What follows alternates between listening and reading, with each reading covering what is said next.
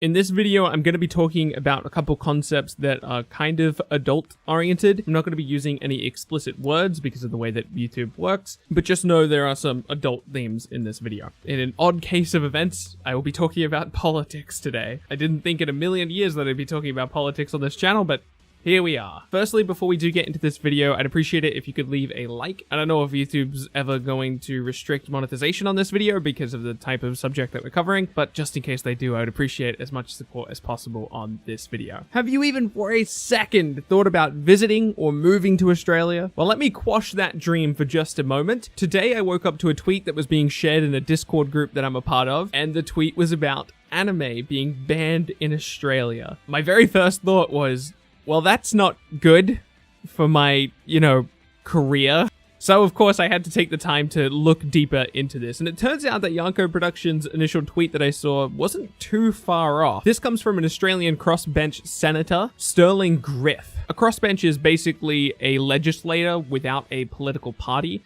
Kind of like a centrist, if you will. Stirling Griff's issue is that too much of anime depicts overly adult content and even abuse. He claims that a lot of anime and manga could and can be weaponized by potential abusers. He hasn't actually proposed a specific bill yet, so it's hard to talk about what this policy would actually entail, but the general idea he appears to be proposing is that every anime and every manga that would be trying to be published here in Australia would need to go through a review process before being officially published. And when I was initially reading this, I could immediately think of a couple series that would probably fall into this category. Like a ton of ecchi series are probably going to get hit by this. In a very extreme example, he uses Euromanga Sensei, which is a pretty far out there series. Google it if you want to. And in this case, as much as I doubt anybody wants to hear it, this type of anime probably doesn't belong in the general browsing area of an official anime website. It's definitely not the same thing as most anime. It's not something that I watch, and I wasn't even aware of its existence until I read and watched the senator's proposal. I was curious, so I went to Anime Lab, which is the biggest Australian anime website, and I typed in the anime, and it is actually officially on there. It's officially published here in Australia, which I was a bit surprised by, to be honest, but it's there. My concern when reading over Mr. Griff's proposed idea was about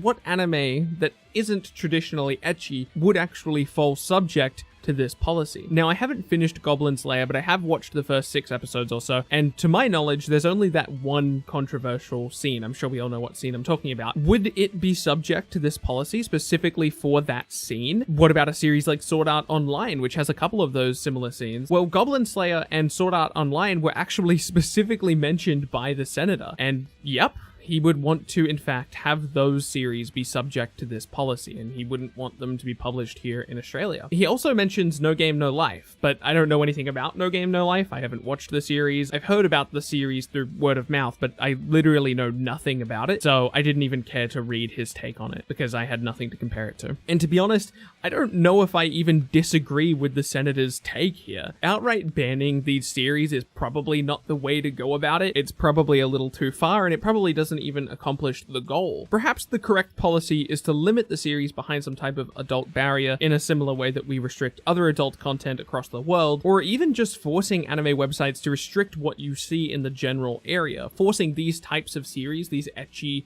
or borderline ecchi series, would have to be found through a separate section of the website.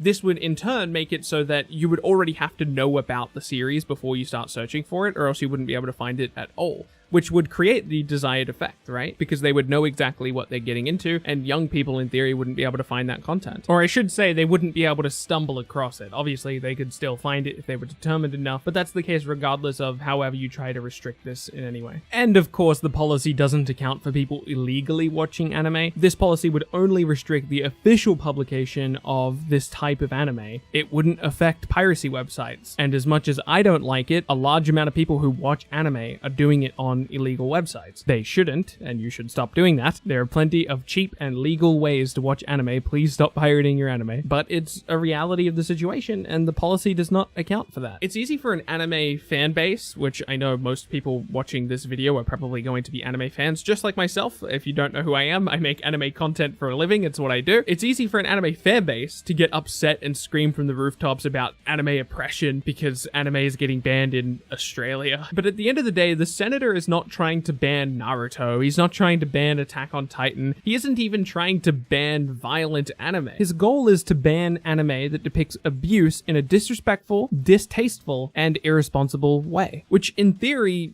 is a noble goal. Of course, there is a healthy way to engage with practically any type of media, with probably a couple exceptions, and I think most of us here know that. But on top of that, you have to concede that a certain percentage of people who consume any type of media are going to engage with it irresponsibly. Those who irresponsibly engage with any type of media, or it doesn't have to be media, it can be anything, those who engage with anything irresponsibly often ruin it for the rest of us, and that appears to be what's going to happen here. Now, to be clear, nothing has actually happened yet. No one's voted on anything yet. No one's done anything like that. And even if it does go through, this is just in Australia. The rest of the world's going to be fine. These anime aren't going anywhere. But if this does come to a vote, my guess is that it will, in fact, pass. Most people are probably going to vote for this because it's just bad optics. Like, it looks bad to vote against this, right? Because essentially you would be standing up for the fictional depiction of adult themes in easily accessible animation series that are targeted towards children, which doesn't look good.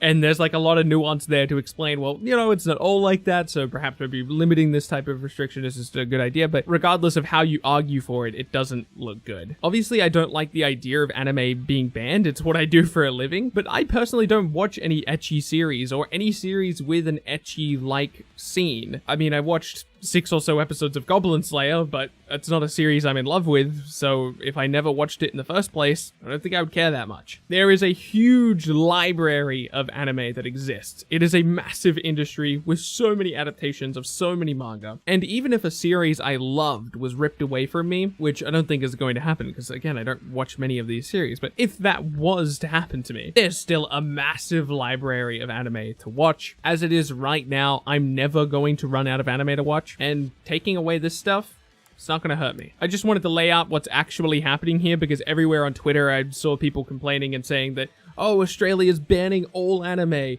Not quite what's happening here, right? So I thought I'd clear that up a little bit. Thank you so much for watching this video. This was very, very different for me. I don't normally do stuff like this. So if you could leave a like on the video, I'd very much appreciate it. Thank you so much for watching. My name is BILBZY, and I'll be sure to catch you in the next one.